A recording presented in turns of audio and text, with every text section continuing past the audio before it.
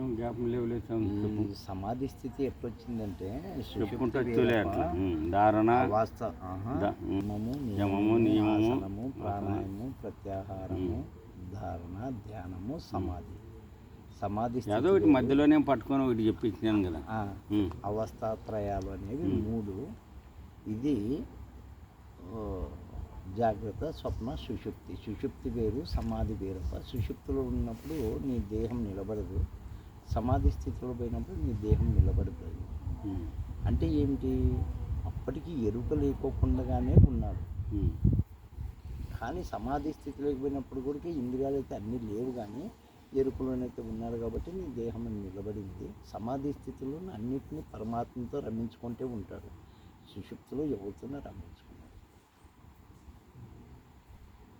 ఈ యోగ నిద్ర వేరు, మామూలు ఈ నిద్ర వేరు. ఏమైనా శ్రీరాములన్న అన్న చెప్పేది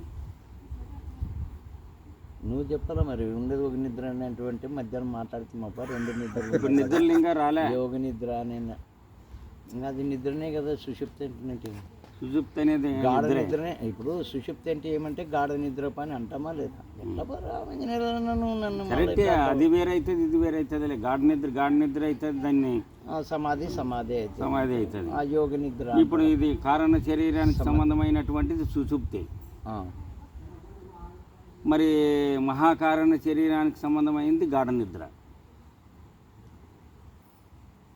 ఇది మామూలుగా 17 ఇంద్రియాలతో సూక్ష్మ శరీరంతో ఉన్నటువంటిది కళ, స్థూల శరీరంతో ఉన్నటువంటిది జాగ్రత్త.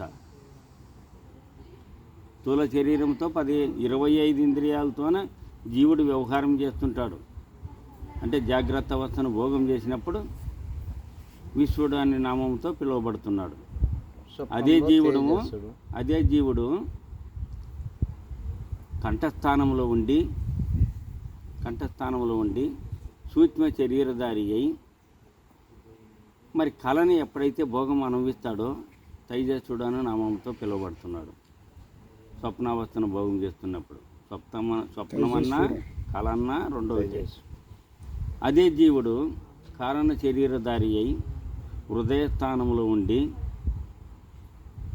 అతని స్థానాలు, జీవుని యొక్క స్థానాలు హృదయస్థానంలో ఉండి ఏం చేస్తున్నాడు? అక్కడ ఇంద్రియాలు లేవు, ఏ ఇంద్రియం లేదడ, ఇంద్రియాలు పనిచేయడం లేదడ. కాబట్టి ఆడేం చేస్తున్నాడు? ప్రాజ్ఞుడు అన్న నామంతో పిలువబడుతున్నాడు. మళ్ళీ అదే జీవుడు మహాకారణ శరీరధారి అయి తుర్యావస్థను భోగిస్తూ మరి ఎక్కడున్నాడు? కాలి గోరకాటి నుండి శరీరం అంతా మొత్తం వ్యాపించుకున్నాడు, పర్యంతం వ్యాపించుకొని ఉండి ప్రత్యేకాత్మగా పిలువబడుతున్నాడు. ప్రత్యేగాత్మ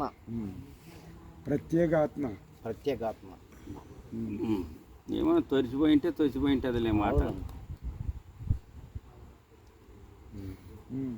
అట్లా కాబట్టి అవి అవస్థలు అని చెప్పి అట్లా అన్నావు. మరి 2 నిద్రలు ఎక్కడి నుంచి వచ్చాయి? ఆడవాళ్ళకి ఇప్పుడు నువ్వు చెప్పినది నాకు 2 నిద్రలు కావాలి మొదటి అనేది. ఇప్పుడు నువ్వు చెప్పినది ఇదంతా దేనికి సంబంధించిన సబ్జెక్ట్? నిద్రకు సంబంధించినది, యోగ నిద్రనా, మామూలు నిద్రనా? దానికి సంబంధించిన నువ్వు చెప్పిన మ్యాటర్ ఏమిటికి? ఇప్పుడు తొట్టి చెప్తూ ప్రాజ్ఞుడు, తేజస్వుడు ఇవన్నీ చెప్తావు. జీవుని యొక్క లక్షణాల గురించి, జీవుడు అనుభవించేటువంటి ఫలానా రకం, ఫలానప్పుడు ఫలానా రకం ఉంటాడని. అది కాదు ఆయన అడిగినది. ఏమన్నాడు? నిద్రలు 2 రకాలు అంటే కాదు, ఉండేది నిద్ర అని నువ్వు అన్నావు. అంటే ఆయన ఏమన్నాడు? సమాధి స్థితిలోనే శరీరం నిలబడుతుంది, యోగ నిద్ర అంటుంది దాన్ని. దాని పేరు తర్వాత మాట్లాడుకున్నాం. సమాధి స్థితిలోన శరీరం నిలబడుతుంది. అదే మనము నిద్రావస్థలో ఉన్నప్పుడు శరీరం పడిపోతుంది. దానికి ఏమి లక్షణం? ఇక్కడ అది ఇంద్రియాలు విడిచిపెట్టింది, ఇది విడిచిపెట్టింది. అది శరీరాన్ని అన్నిటిని విడిచిపెట్టింది, ఇది శరీరాన్ని విడిచిపెట్టింది. ఇది శరీరం ఎరుక ఉంటే ఇది సమాధి కాదు, అది శరీరం ఎరుకుంటే అది నిద్ర కాదు. రెండు కలిసి దాన్ని విడిచిపెట్టినాయి. అయినా అది పడిపోతుంది, ఇది పడిపోతుంది. వీటి మధ్యన భేదం ఏంటి? ఏమిటి తేడా? అది ఎందుకు పడిపోతుంది, ఇది ఎందుకు పడిపోతుంది లేదు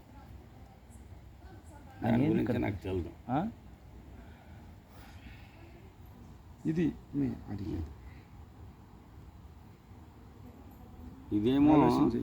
ఇదేమో తలకాయ జ్వాలేసి అవసరం పడితే ఊగుతుంది, నిద్రపోతే ఊగుతుంది. ఒకటి తీసుకో, ఇంక లాస్ట్ ఇదే చూడు. ప్రతి ఇదేంది ఇది? ఇద్దరికి పిల్లప్పటి నుండి నిద్రపో అని చెప్పి ఉయ్యాలోపి సాధన చేస్తున్నారు. ఇది నిద్రపోతుంది. అట్లా మాటలు సాధన నేర్చుకోలేదా ఇది? లేదు, లేదు. ఎవరికి విశ్రాంతి గాలి ఇవన్నీ తగిలి పెడితే తమో గుణం పెరుగుతుంది, వాడు నిద్రపోతాడనే దానికి ఊపుతాడు. మనల్ని మరి ఊపడం లేదు. మరి ఇప్పుడు మనల్ని కూడా ఊపుతుంది ఊపేది. అది కాదు. శరీరం ఎప్పుడైతే బడలికి చెందుతుందో అలసట వస్తుంది. అలసట వచ్చినప్పుడు తమో గుణం అనేది మనిషి మీద స్వారీ చేస్తుంది, ఎరుక మనిషి. అందు గురించి మనం ఇప్పుడు మనం మాట్లాడుతున్న సబ్జెక్టు అది కాదు, అది సాధన కాదు. ఒకటి జీవుడు అనేటువంటి వాడు తమో గుణముతో కూడుకొని ఉండటం వలన నిద్రావస్థలోకి జారుకుంటున్నాడు. ఇక్కడ సమాధిలోన జీవుడు అనేటువంటి వాడు ఎరుకతో కూడుకొని ఉండటం వలన సమాధిలోన తన శరీరము నిలబడుతుంది. ఇది మీ అచల పీఠకములోన ఎరుకుతో ఉంటే సుఖబ్రహ్మ కైవల్యంలోన ఆయన పేరేం పేరు అంటే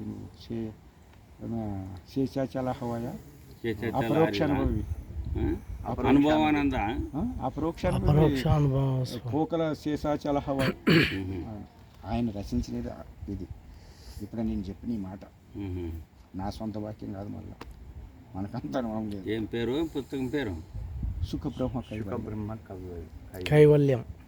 సుఖబ్రహ్మ కైవల్యం మనం అప్పుడు చూసిందే కదా, వివేక చూడమని కదా. వివేక చూడమని ఆసామి శంకరాచార్య స్వామి.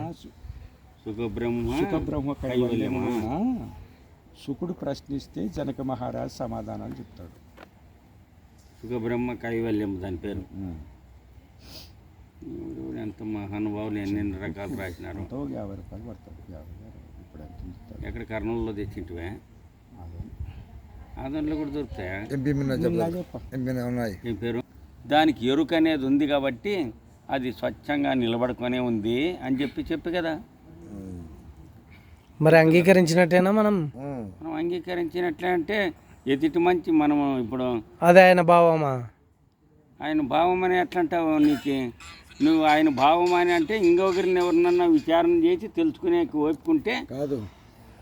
ఇంతవరకు సృష్టికి తెలియనటువంటి ఒక ప్రశ్న ఊహించండి.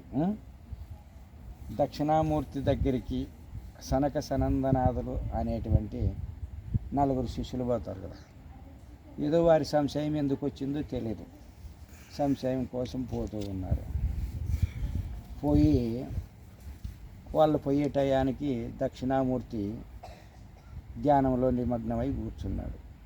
ఆయన్ని లేపేంత సాహసం ఎవరికి లేదు అక్కడ. ఇల్లు పోయినాడు. ఆయనకి ఎదురుగా ఇల్లు ఆసనంలోనూ కూర్చొని ఆయన కళ్ళే తదేకంగా చూసుకొని కూర్చున్నారు. కూర్చున్న తర్వాత ఆయన కళ్ళు తెరిచే లోపల ఇల్లు లేచి వచ్చినాడు. నారదుడు ఎదురైనాడు. ఏం స్వామి పోయిన పని సరిపోయినా అంటే సరిపోయింది. ఎందుకంటే ఇల్లు చేసేదంతా నారదుడు చూసుకుంటూనే ఉన్నాడు. ఏం జరుగుతాయా? కాదు స్వామి, మీరు పోయినప్పుడు ఆయన నిద్రలోనే ఉన్నాడు, సమాధిలోనే ఉన్నాడు దక్షిణామూర్తి. మీరు పోయి కూర్చుని కొంచెంసేపు కూర్చున్నారు. ఆయన సమాధిలో నుంచి ఇంకా బయటికి రాకమనుకునే మీరు అదే వస్తున్నారే, ఆయన ఏం చెప్పినాడో మీకు ఏం అర్థమైంది? దీనికి ఏం అర్థం కావాలో అది అర్థమైంది. ఇది ఏం ప్రశ్న మీద పోయినారు, ఆయన ఏం ప్రశ్నగా ఆన్సర్ ఇచ్చింటాడు అని. అది ఇంతవరకు బయట వల్ల కదా, ఎక్కడ ఏ పురాణంలో కానీ.